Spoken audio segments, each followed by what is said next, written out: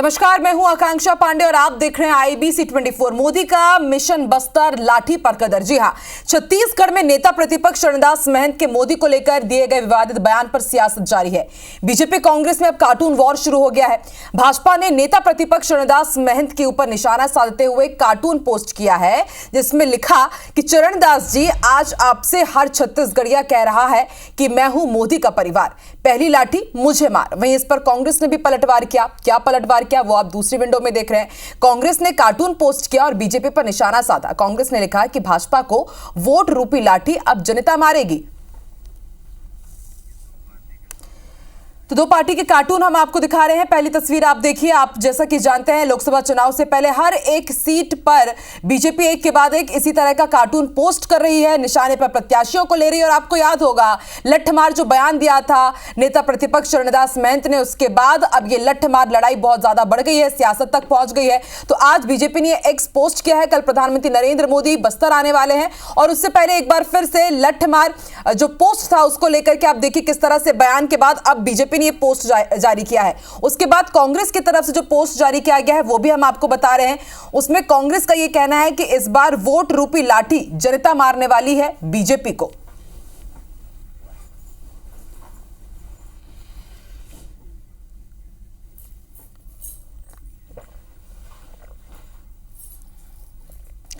तो देखिए, social media पर वार पलटवार जारी है। पोस्टर पर ये वार हो रहा है और देखिए अब प्रतिक्रियाएं भी आने लगी है।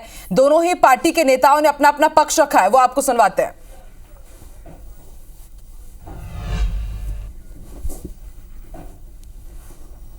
देखिए, जब भी प्रधानमंत्री माननीय नरेंद्र मोदी जी का, गृह मंत्री आदरणीय अमित शाह जी का आना होता है, दौरा होता है, कांग्रेसी फड़फड़ाने लगते हैं, डरने लगते हैं, घबराने लगते हैं।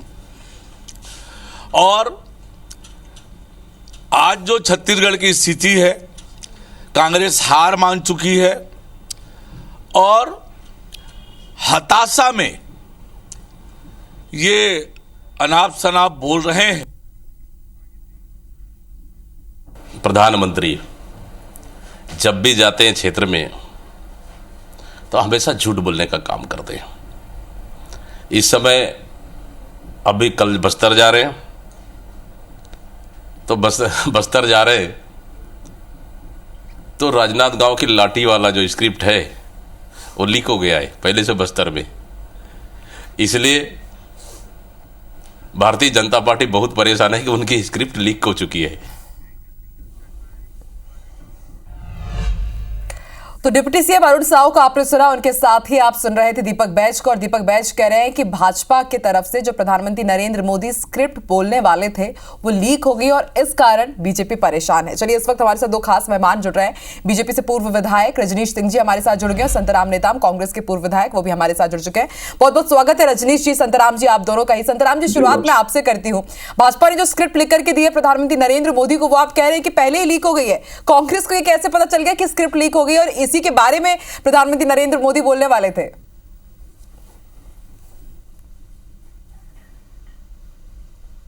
है उनके नेता हैं, काफी झूठ बोलने वाले हैं। हमारे प्रदेश अध्यक्ष जी ने सीखी कहा है। मैं ये कहना चाहता हूं, जिस प्रकार से माननीय नेता प्रतिपक्ष महंत जी ने जो राजनांदगांव में जो उन्होंने स्टेटमेंट दिया, उनका आशय ये नहीं था कि हम लाठी और डंडे चलाएं। उनका ये आशय था कि मोदी जी और अमित शाह जी आएंगे, डंडा चलाएंगे, जिसके रोकने के लिए माननीय भूपेश बघेल जी और देवेंद्र यादव जी कर पाएंगे, उसका ये आशय था। भारतीय जनता पार्टी कील का ताड़ बना के जनता को, प्रदेश की जनता को, भोले भाले जनता को उसको दूसरे रूप से प्रस्तुतिकरण कर रहे हैं। ये आप जानते हैं कि भारतीय जनता पार्टी कितनी सच को झूठ और झूठ को सच करने में माहिर है। इस प्रकार से हमारे प्रदेश अध्यक्ष जी ने कहा कि बस्तर में आएंगे, फिर मोदी जी का फिर वही वाला चलेगा। जिस प्रकार से पहले पिछले बार आए थे हमारे बस्तर में, तो उन्होंने कहा था 2014 में कि 15-15 लाख हर परिवार को हम देंगे काला धन लाके। उन्होंने कहा था कि 2 करोड़ लोगों को प्रतिवर्ष रोजगार देंगे। उन्होंने कहा था कि अच्छे दिन आएंगे, ना खाऊंगा ना खाने दूंगा। इस प्रकार से भारी उसने फिर अभी हमारे प्रदेश के, हमारे बस्तर के भोले भाले आदिवासियों को उन्होंने आके फिर उस प्रकार से प्रलोभन देकर चले जाएंगे। तो इस प्रकार से भारतीय जनता पार्टी प्रदेश में, अभी मैं स्टेटमेंट सुन रहा था हमारे डिप्टी सीएम साहब का, उन्होंने इतना अति उत्साहित में बयान दे रहे हैं। मैं उनको ये कहना चाहता हूं, हमारे सीएम, पूर्व सीएम साहब को, कि थोड़ा धैर्य रखिए।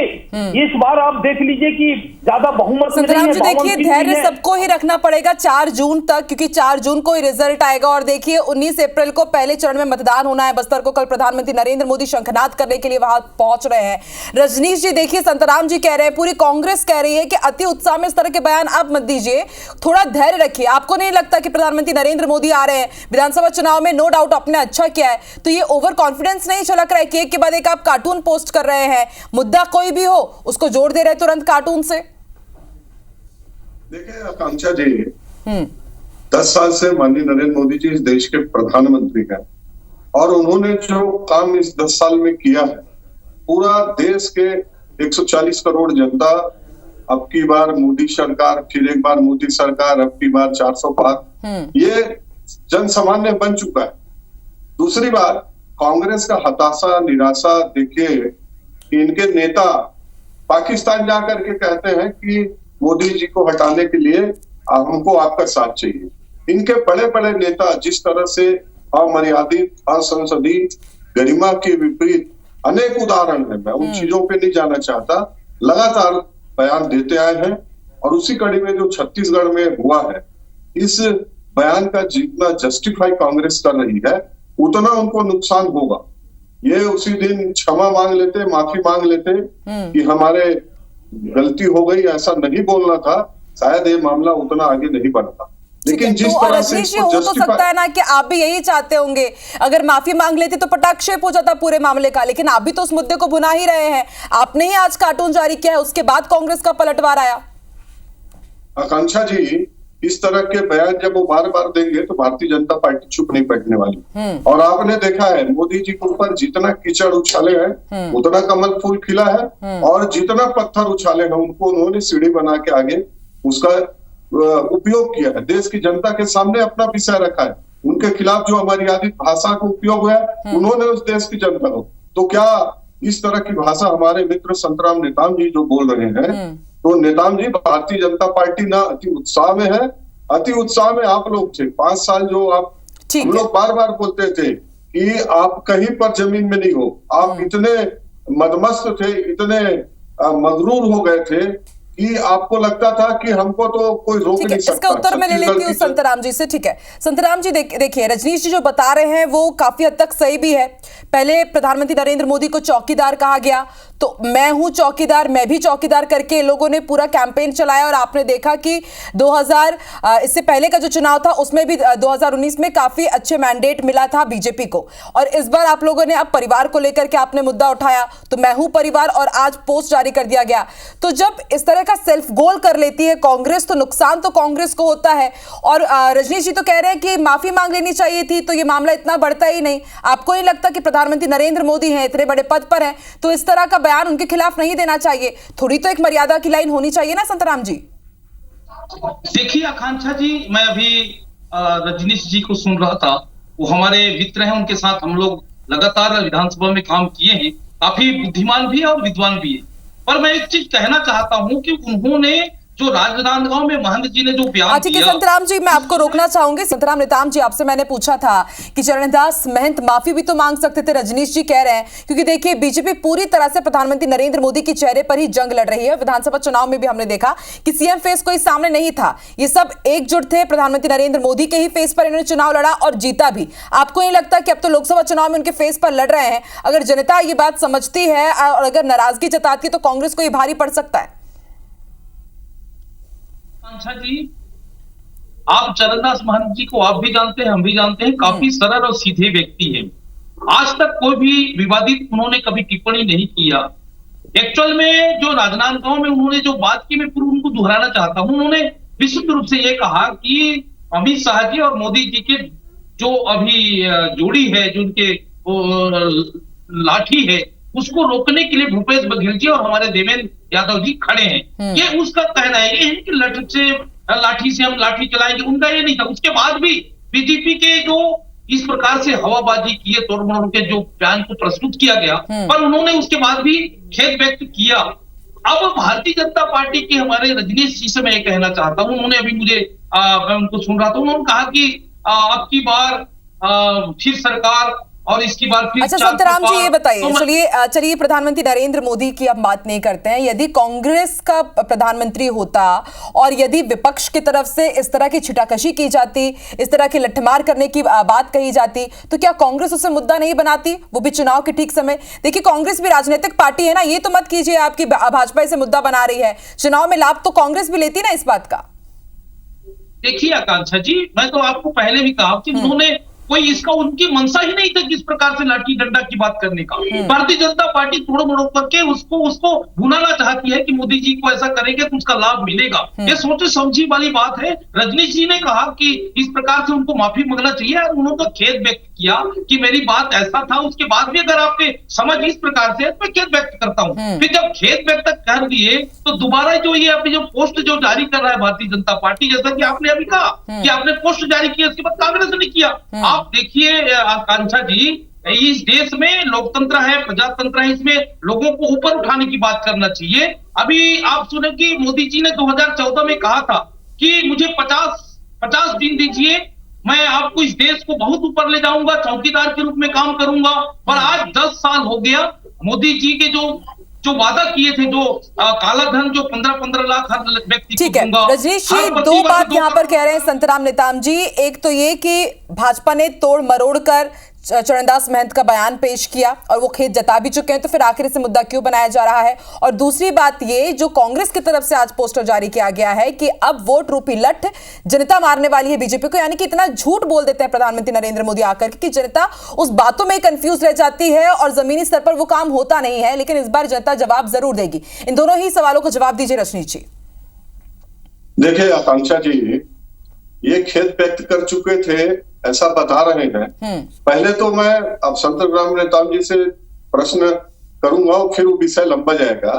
ऐसा छत्तीसगढ़ी में कोई कहावत नहीं है कि लाठी पकड़ो और सिर फोड़ लो, ऐसा कोई कहावत नहीं है। मैं 1-2 डिबेट में और था, इनके नेताओं से मैंने बड़े प्रवक्ताओं से पूछा कि उस कहावत को मेरे को सुना दो। छत्तीसगढ़ी कहावत या हिंदी का कहावत है, मुहावरा है, उसको बोल के सुनाते हैं ना अपना कि ऐसा है कर, ये नहीं बता पाए। और दूसरी बात, इनके बड़े जवाबदार और अभी वर्तमान में जो लोकसभा के प्रत्याशी हैं, उन्होंने फिर दोबारा कहा कि हाँ मैं तो फलाना हूं और मैं लाठी रखता ही हूं, तो हमको करना ही है। तो ये कोई खेद व्यक्त नहीं कर रहे हैं, ये उस विषय को और आगे बढ़ा रहे हैं। भारतीय जनता पार्टी क्या एक वरिष्ठ नेता के मुंह में ठूस दी शब्द कि आप ऐसा बोलो? भारतीय जनता पार्टी क्या तोड़ मरोड़ के पेश कर रही है, जो पूरा दुनिया देख रही है।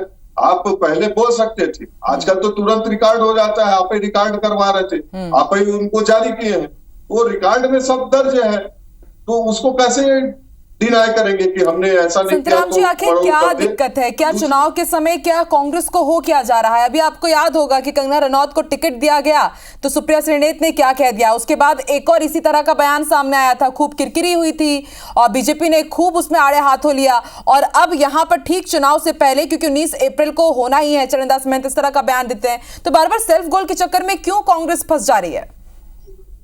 देखिए आकांक्षा जी, सबसे पहली बात, भारतीय जनता पार्टी हो, कांग्रेस हो, इस देश की जनता 140 करोड़ जनता, सब लोग सरकार मोदी जी की ओर देखते हैं कि हमको रोजगार मिले, हमको हमारे में काम मिले, हमारा जो वादा किए थे वो हमको मिलना चाहिए। हर प्रतिवर्ष 2 करोड़ लोगों को रोजगार मिलना चाहिए। सिलेंडर की बात उन्होंने कहा था कि हम 500 रुपया करेंगे। ये सब चीज मुद्दे में बात करना है, विकास की बात करना है। अगर कोई चरणदास महंत जी ने कहा भी दिया, खेद भी व्यक्त कर दिया, उसको मुद्दा बनाते अब आप आइए ना, बात आप मुद्दा पे आइए। प्रदेश देश की जनता को आपने महतारी वंदना बोला, अरे आप और 1 महीना 2 महीना 3 महीना नहीं दिए, 1 महीना दे दिए। अब भारतीय जनता पार्टी 10 साल की उपलब्धि पर ना इतना लंबा डिबेट करवाइए, आप थक जाएंगे में आपने सुनते कहा था कि सुनते इस देश में क्या पाया, 2014 से 2024 तक इस देश को क्या मिला, आप यहाँ के फंस जाएंगे। पूरा देश देख रहा है, सुन रहा है। आपके पांचवी बड़ी अर्थव्यवस्था। और एक चीज और बता दूं आपको, मैं 16 फरवरी से बोल रहा हूँ, 16 फरवरी से। संतराम जी एक मिनट सुन लीजिए, क्या हुआ पूछ रहे हैं ना, 16 फरवरी 2024 से जब तक रजनीश जी देखिए, बात कुछ गलत तो नहीं पूछ रहे हैं संतराम जी। आप कह रहे हैं कि 10 साल हमारा जो कार्यकाल था प्रधानमंत्री नरेंद्र मोदी की भाजपा सरकार का, वो बहुत अच्छा कार्यकाल रहा। तो उस कार्यकाल की उपलब्धियों के साथ आप सामने आइए ना। एक के बाद एक आप पोस्टर वॉर कर रहे हैं, प्रत्याशियों की जो गलती रही है या चलिए प्रत्याशियों पर छीटाकशी आप कर रहे हैं, लेकिन उसके साथ मुद्दों की भी बात कीजिए ना। आप तो कह रहे हैं कि सब कुछ अच्छा है, तो फिर आप अच्छी बात क्यों नहीं कर रहे हैं? यहां पर ये कांग्रेस के ऊपर बार बार वार क्यों करना, पोस्टर का सहारा क्यों ले रहे हैं? देखिए आकांक्षा जी, भारतीय जनता पार्टी एकमात्र ऐसी पार्टी है जो विकास के मुद्दे पर और अपने कार्य के मुद्दे पर हम जा रहे हैं लोकसभा चुनाव पूरे देश में। और चाहे रजनीश जी, पोस्टर में तो ऐसा नजर नहीं आ रहा है, कभी बाहरी वर्सेस इनसाइड के ऊपर आपकी जंग चल रही होती है, तो कभी माफियाओं के ऊपर जंग चल रही होती, कभी महादेव सट्टा ऐप के ऊपर आप उसे मुद्दा बना रहे होते हैं, लेकिन जनता से जुड़ा हुआ मुद्दा क्यों नहीं उठाते? महंगाई की बात नहीं हो रही, बेरोजगारी की बात नहीं हो रही है, ये ऐसा तो है नहीं कि सब कुछ ऑल इज वेल हो गया है छत्तीसगढ़ में। आकांक्षा जी, मैं सिर्फ ये बोल रहा हूँ, ये सिर्फ एक पार्ट है। एक पार्ट यदि आपने पोस्टर जारी करके देखे हैं, अब मैं अपने फेसबुक पे बता दूं, उसको एक बार माननीय संतराम जी देख लें। इतना पोस्ट है सकारात्मकता का। भारतीय जनता पार्टी का छत्तीसगढ़ का जो पोस्ट है एक्स पर, आपको तमाम फेसबुक पर जो मिल जाएगा, तमाम ऐसी चीजें हैं। प्रधानमंत्री आवास का उसमें जिक्र है, उसमें जो देश में आर्थिक तरक्की की है वो है, विकास के काम है। कितने लाख करोड़ का, कहा हवाई जहाज जो एयरपोर्ट 40 हुआ करते थे, 75 हुआ करते थे, 150 पार हो गए।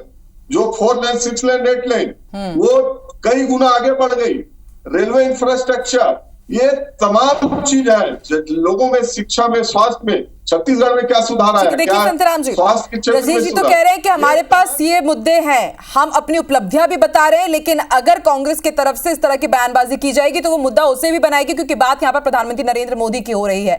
तो कांग्रेस की क्या रणनीति रह जाएगी संतराम जी? क्योंकि आप लोग तो मुद्दे भी ठीक से नहीं उठा पा रहे हैं। 19 अप्रैल को मतदान होने, लेकिन उससे पहले आप भाजपा को ठीक से घेर नहीं पाए। अंदर अंदर कहीं ना कहीं आप भी मानेंगे, क्योंकि जो बड़े बड़े नेता हैं वो खुद आखिरी टाइम में बीजेपी के साथ हो गए हैं। तो टेंशन तो कांग्रेस की है ही, और आप मुद्दे भी ठीक से नहीं उठा रहे हैं। वो तो कह रहे हैं कि हमारी तो पूरी तगड़ी प्लानिंग चल रही है और वो रणनीति काफी हद तक दिख भी रही है।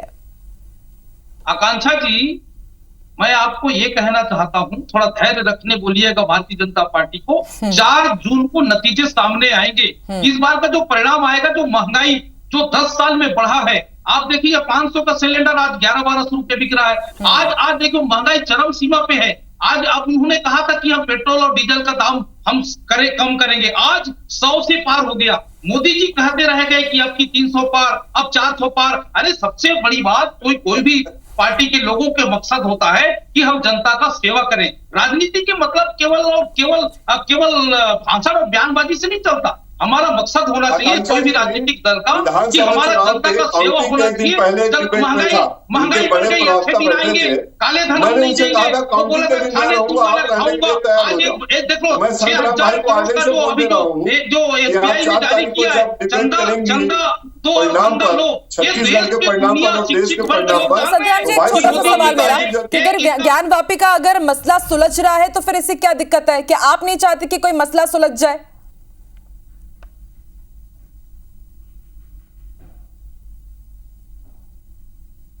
हेलो संतराम जी, आवाज आ रही है? जी, मैं ये कह रहा था, मुद्दे पे बात होना चाहिए कि पोस्ट वार कर रहे हैं। पोस्ट वार से किसी का भला नहीं होना है आकांक्षा जी। आज हमारे सामने सबसे बड़ी महंगाई, आज हमारे सबसे बड़ी। चलिए संतराम जी, हमारी तो बधाई है। देखिए, आप तो कह रहे हैं कि हम जनता से जुड़े हुए मुद्दे उठा रहे हैं, और हम भी यही चाहते हैं बतौर पत्रकार कि आप जनता से जुड़े हुए मुद्दे उठाएं, ताकि जनता तक आपकी आवाज भी पहुंचे। और अगर बीजेपी अपने उपलब्धियों के दम पर विकास के मुद्दे पर जनता के बीच जा रही है, तो इससे बड़ी बात भला और क्या हो सकती है? हम यही चाहते हैं कि बात विकास की हो, बेरोजगारी की हो, महंगाई की हो। आखिर में जनता को आराम मिलना चाहिए, और जो सरकार, जो जनप्रतिनिधि वो चुनकर आ रही है, वो उनके हक में काम करना चाहिए। ये बहुत ज्यादा जरूरी हो जाता है। बहुत बहुत शुक्रिया रजनीश जी, संतराम नेताम जी, हमारे साथ जुड़ने के लिए, चर्चा में शामिल होने होने के लिए। तो देखिए, कल प्रधानमंत्री नरेंद्र मोदी मिशन बस्तर पर आ रहे हैं। 19 अप्रैल को बस्तर में पहले चरण का मतदान होना है और उससे पहले यहां पर सियासी सरगर्मियां बहुत तेज हो गई हैं और बीजेपी एक भी मौका नहीं छोड़ रही है कांग्रेस को घेरने का। वो कह रही है कि हम उपलब्धियां तो बताएंगे ही, साथ ही साथ अगर कांग्रेस कोई सेल्फ गोल करेगी, छिटाकशी करेगी तो हम उसको बख्शेंगे नहीं। और कांग्रेस भी एक के बाद एक जो वार किए जा रहे हैं बीजेपी की तरफ से, उस पर पलटवार भी कर रही है। हालांकि अब जनता को तय करना है 19 अप्रैल को जब वो मतदान करेगी तो वो किसके पक्ष में मतदान करती है, और 4 जून को नतीजे हमारे सामने होंगे ही। सबसे सटीक नतीजों के लिए आप देखते रहिए IBC 24। नमस्कार।